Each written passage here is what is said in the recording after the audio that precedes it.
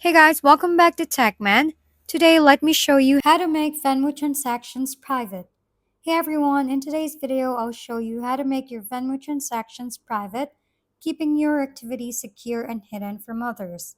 First, open the Venmo app and tap the Me icon at the bottom right, then tap the gear icon in the top right to access settings. From here, select Privacy, and under Default Privacy Settings, choose Private and confirm your choice.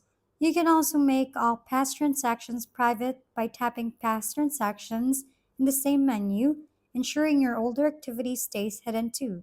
If you prefer using a desktop, log in at venmo.com, click Settings on the left, then Privacy, and set your future payments to private.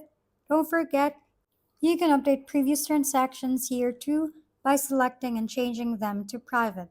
This simple setup ensures all your Venmo activities stay confidential, giving you complete control over who sees your payment.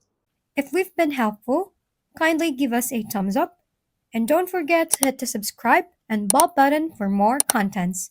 For any questions and suggestions, comment down below.